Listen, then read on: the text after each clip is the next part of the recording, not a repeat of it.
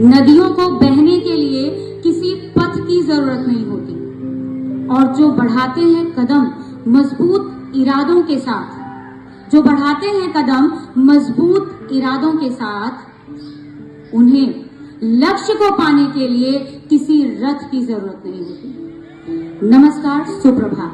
आज की ये पंक्तियां पूर्णतः समर्पित हैं मेरी उस भाषा को जो मुझे सबसे अधिक प्रिय है और मुझे मनोहारी भी लगती है, हिंदी भाषा। हिंदी, जिसे चाहे राजभाषा कहा जाए या राज्य भाषा कहा जाए, मुझे इसे मातृभाषा के रूप में देखना ही सर्वाधिक पसंद है। मातृभाषा अर्थात मां से जुड़ी हुई भाषा, और इस रिश्ते से मेरा कर्तव्य बनता है कि मैं इसके हर पक्ष को निष्पक्ष भाव से प्रस्तुत करूं।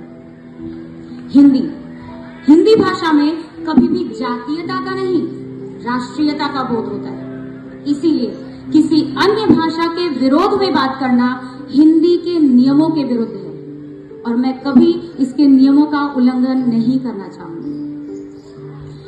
किसी व्यक्ति या उसकी भाषा के आत्मसम्मान को ठेस न पहुंचे, यदि यही भाव हर भाषा को बोलने वाला व्यक्ति अपने मन में बसा ले, तो वो दिन दूर नहीं जब हर भाषा साथ साथ आगे बढ़ेगी। और यदि बात करें हिंदी की, हिंदी विश्व पटल पर मान्य बनी, हिंदी विश्व पटल पर मान्य बनी, यह जगत गुरु अभिज्ञान बनी, यह भारत माँ की प्राणवायु, यह भारत माँ की प्राणवायु, यह आर्यवर्त अभिधान बनी, यह आर्यवर्त अभिधान बनी।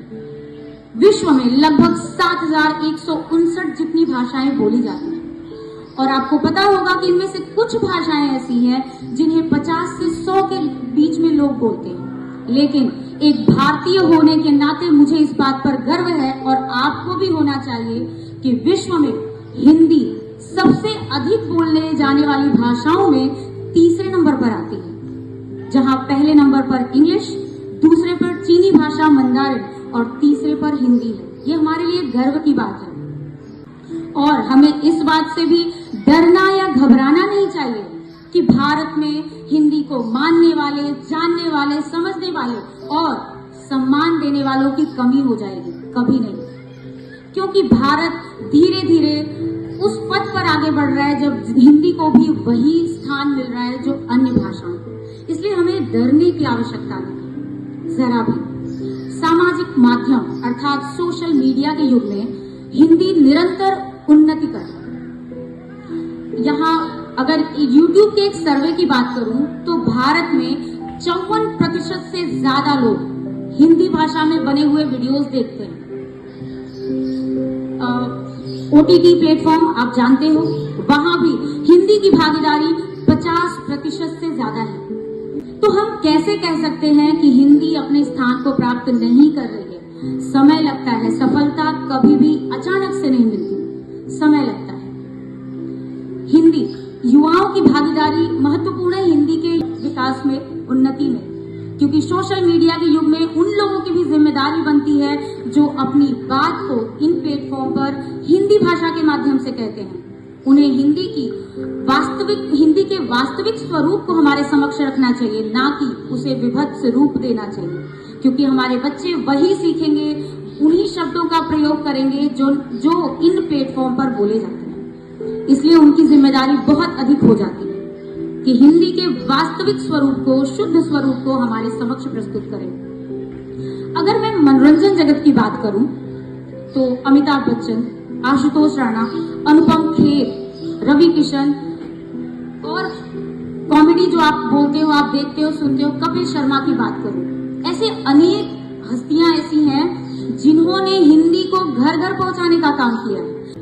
भूतपूर्व प्रधानमंत्री श्री अटल बिहारी वाजपेयी जी, उनके हिंदी वक्तव्य मुझे बहुत प्रभावित करते हैं, और वर्तमान समय के प्रधानमंत्री, तत्कालीन प्रधानमंत्री श्री नरेंद्र मोदी जी भी हिंदी को वैश्विक स्तर पर आगे ले जाने का काम कर रहे हैं। इसलिए हमें जरा भी घबराना नहीं है, बिल्कुल भी घबराना नहीं है, बल्कि हिंदी की ताकत का एहसास करते हुए अपनी भाषा पर गर्व करना है और इसे आगे बढ़ाने के लिए सहयोगी बनना है। क्योंकि हिंदी का हमसे कहना है, क्या कहना है? मैं आन बनूं, मैं शान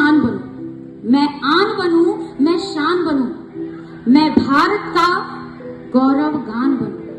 मैं आन बनूं, मैं शान बनूं, मैं राष्ट्र का गौरव गान बनूं। यह दो तुम मुझको वचन आज, यह दो तुम मुझको वचन आज।